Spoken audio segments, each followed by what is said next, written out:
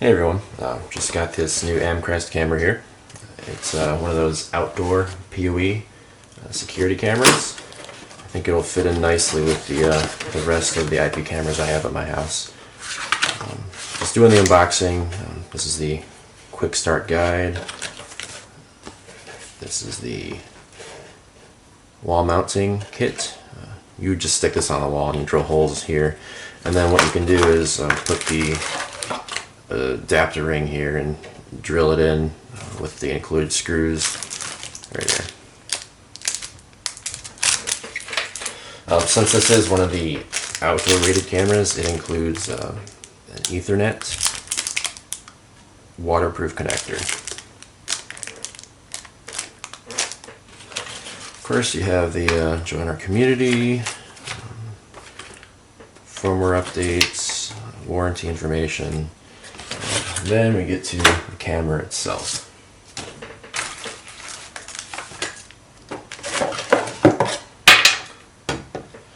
So here's the camera. I think this part's made out of plastic, and this feels like metal. It's got a square type lens hole right here. It's a little different from what I've seen before. And the way that it works is you sort of just put the adapter plate on, you drill that to the wall, this sticks to the wall, and then you sort of attach it here and then push it down, I think, like that, and that'll just stay secure like that. And when you want to remove it, you pull on this tab and it slides right off. Pretty simple. It's got cable routing, and I think there's a little access door right here. Let me pull this out. You can see what it does. So it says memory card and reset. So let me get the screwdriver out and we can see what we can do in here.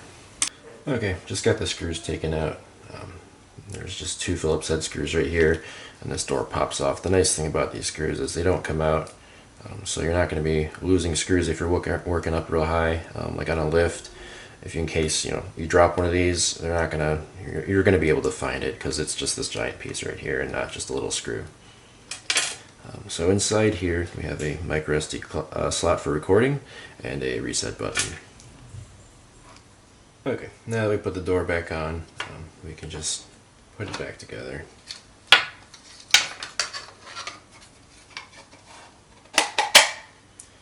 So it goes in like that. As I said, it attaches to the wall or to a pole. They do have separate pole mounts you can purchase from their website. They also have a ceiling mount, and basically it just allows it to stick to these three spots right here. And what you can do with that is you can rotate them this way, and then at the same time you can also aim the camera by using this, sort of like an eyeball. Yep.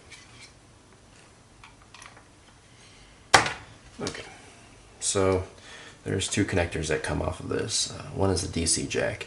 If you don't have power over Ethernet, you can use the DC jack to insert, I think, 12 volts separately. This is your PoE jack, and as I said, it comes with these waterproof connectors. If you're terminating a new cable, you can put these connectors on before you crimp the RJ45 connector, plug it into here, and this is sort of like a twist and lock, and it prevents any water from getting into the cable. So this is a night vision camera. It actually illuminates up to 98 feet away. It's IP67 water resistant, so it can be mounted outdoors. And really, it's neat because the only thing that needs to be water resistant is the eyeball part. This plastic piece, it's just a plastic mounting piece, and there's a gasket around here that prevents water from getting in, and I'm sure this whole part is sealed with silicone or gasketing material. So I don't really see any problems with water resistance or water intrusion. The camera is the resolution of the camera is 2592 by 1944. That gives it a sort of resolution of 2.5K. It supports both H.264 and 265 video modes, or video codecs. and it can be used standalone. It can be used with the Amcrest cloud software and any third-party software like Blue Iris or anything else really. It has a 16 times digital zoom. That makes it great for zooming into license plates or seeing people's faces. When it's really critical to get that level of detail. Now I'm going to hop on in. I just plugged into Ethernet and we'll show you what the video looks like. Okay, I just downloaded the Amcrest View Pro app. This will allow us to find out what IP address it has, and we can hopefully add it to our Blue Iris software from there. It'll also allow us to configure the camera settings and view it, and possibly configure recording settings if there's an SD card inserted inside of it. So I'm just going to open it here, and I get a view, live view, and I can add a camera by hitting the center button, I think, and hit add device. Go into search device on the bottom right.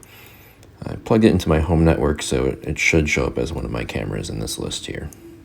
Okay, so there's a serial number on the box of the camera, and that corresponds to the AMC with all the numbers at the end. So I know it is this bottom one here, so I will add that. I will do IP domain, and I'll call it outside cam. And I will enter in the password. The default password is admin, but I already set one up, so I'm just going to enter that in there. Okay. We're going to hit start live view, and we should see a picture of the camera. Okay, so here is the picture of our camera.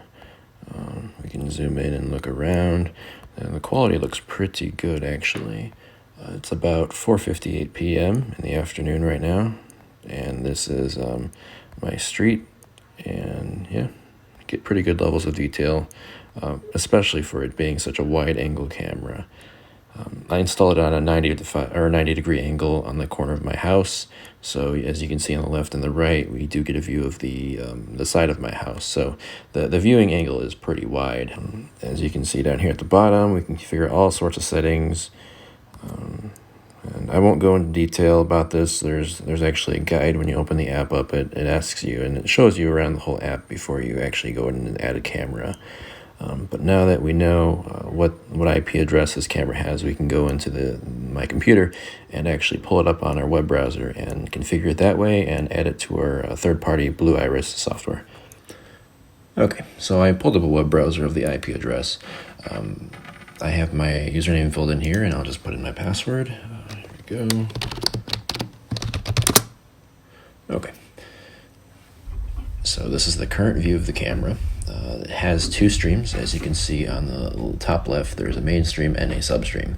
That allows us to create a lower quality stream. For example, if you're on your phone and you don't need all of the bandwidth that it can provide you, you can use a substream, and the main stream is typically higher quality, and that can be used for recording or alerts.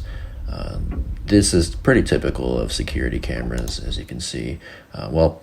I disabled my substream, so that's why it didn't work, but the mainstream is working right now, and this is as high resolution as you can get. On the top right here, we have the audio, and this camera does have a microphone, so we can hear outside. If there's any loud cars, we'd be able to hear that, or if anything happens, you can actually have it record trigger when there's a loud sound. An explosion would cause it to record, or if there was a car accident, it would also cause it to record. That's all configurable in the setup right here. So in this configuration menu, we have something called profiles, general, day, and night. These can be configured to automatically switch between the two, or it can just stay on one. So right now I have it set just on day, I believe. See right here, always enable day. If you want to, you can have it enable day and night on a schedule like that. But I prefer to leave it alone, full-time day. So these profiles, there's a day profile and a night profile. For example, if you wanted to have settings that changed like the exposure outdoors, or you want it to be brighter at night. I mean, you don't really need to have this. The camera is actually very good at automatically detecting and changing the settings for you, but if you wanted to have it that way, you can have it set on a schedule so it's, you know, brighter at night. You can hit save like that, and when it would switch over to the night mode on the schedule, it would get brighter, you know, depending on the profile. See, this is the day mode, it's typical brightness. Night mode, increased brightness. So there's that. However, yeah, again, it's not very necessary. It's more of a niche feature for people. This flip feature here is handy if you're mounting the camera upside down, and by upside down I mean not hanging down from a ceiling, but sort of popping out of something flat, like resting on something flat. So here, I'll just show you. It makes the image upside down, that's all. If you're mounting it on a pole, you'd probably want the 90 or 270 degree angle feature. Okay. So yeah, lots of settings in here to mess around with. There's wide dynamic range, which you can enable or disable. And what wide dynamic range allows you to do is it will make the sky a little darker, and it'll make the dark parts a little brighter. That'll give you a better level of detail, so that you can see like license plates, or if anything's too bright to see, you might be able to get a better image of them. Here's your white balance, I believe, day-night sensitivity, infrared mode. Yeah, this has sort of night vision. It has an infrared light that switches on when the scene becomes too dark. And it illuminates probably about 90 feet in front of you, and it's great to have if you have no outside lights. So here's the video stream settings. As I said before in the live, I disabled the substream. I don't really need it, but the main stream is where you're going to be doing most of your high quality recording. You have the option to choose H.264 or H.265. H.265 is better optimized for bandwidth, so if you have bandwidth problems on your network, this might be a better option, but not all video software supports H.265, so you may be limited to H.264. This is your video resolution. As you can see, I'm maxed out all the way to 2592 by 1944, and your video frame rate of 20 frames per second. We're set to variable bitrate. Quality is the best. Max bitrate is the best. Frame interval 40, and that's about it. These are your settings for when you hit the snapshot button in the live view. You can actually take an image, and it will save an image onto your computer into your downloads folder, like that. You can zoom in on it, and yeah, see it up close. So these are your privacy overlays. You can move these around. So say, for example, you don't want people to see like over here. You can just drag these around and black out a specific part of the image. This is handy if you don't want it to be motion detected, or if you just don't want people to see that area. I know some countries have privacy laws, and let's say you're on the border of someone else's property, you can actually set these privacy masks in that area so you're not breaking any laws while you're doing recording of your own property. This here allows you to set a title for your camera, and you can call it whatever you want. You can move it around, like here or wherever. So that's pretty cool. So if you want, yeah, I named mine House Cam. You can name it whatever you want. You also have the option to put the date and time up there, and I turn that off typically, but let's see, there it is right there. And of course the Amcrest logo, which is enabled by default, can be put right there or wherever you want it to be.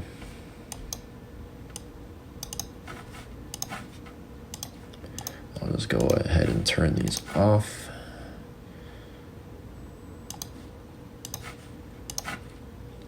Okay. These are your audio settings. The typical encode mode is AAC, but you also have G726 and G711, which is nice. Under network settings, we have your typical IPv4 configuration with support for IPv6 and P2P, which this will allow you to use the Amcrest cloud app. Yep, various settings for networking, trusted sites, IP filtering. You can also have it email you. There's a way to set this up where if it finds activity, it will send you an email. There's a way for it to automatically do port forwarding on your router, so you don't have to mess with port forwarding. That's also nice. Security settings for HTTPS on the web browser where it says not secure here. It can say secured if you want it to. You can configure it that way. There's event recording for video and audio detection and abnormalities. Your storage settings, system settings, date and time setting. You can also sync it with a network time server. It supports multiple logins, so not only yourself, but you can have other people log into it if you want. Resetting, import and export. So I believe you should be able to export a configuration and import it into another system and sort of clone cameras and maintain multiple cameras pretty easily. And there's your firmware upgrade page. So that's about it for the web UI of this camera. Now I'll go into actually adding it into Blue Iris and seeing what the quality is like. Alright, so as you can see here, our camera switched into night mode, and it will give you a good view of what you would see. The only thing here is on the top right and bottom right of the screen, it's a little overexposed, so that might cause the center of the image to be underexposed. So what we can do to fix that is actually go into here and just adjust the brightness of the image or the exposure or something along those lines to see what we can fix.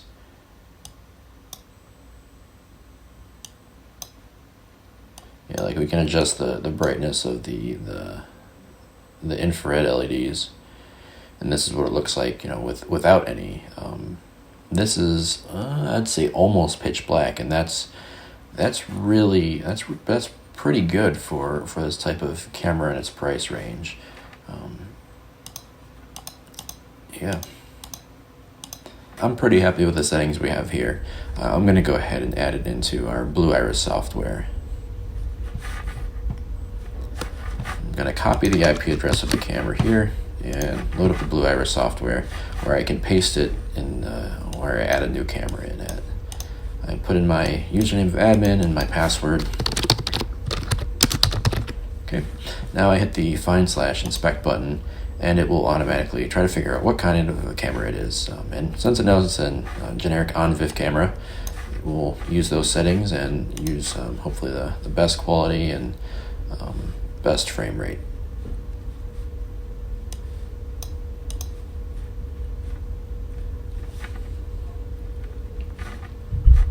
So everything looks good. Let's hit OK. Okay. So we called this camera outside garage. We're going to hit OK. And now it should show up as a fifth camera, I believe, right here.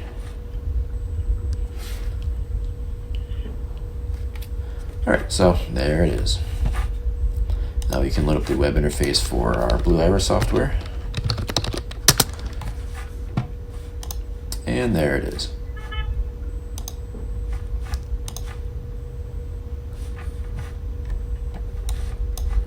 Quality is pretty good for a night vision camera.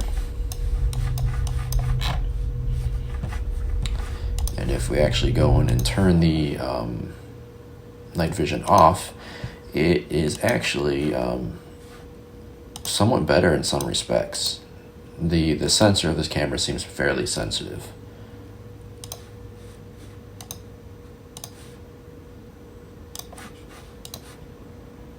Yeah. So, I don't know, I may leave it like this, or I may turn the infrared LED off, depending on how I feel.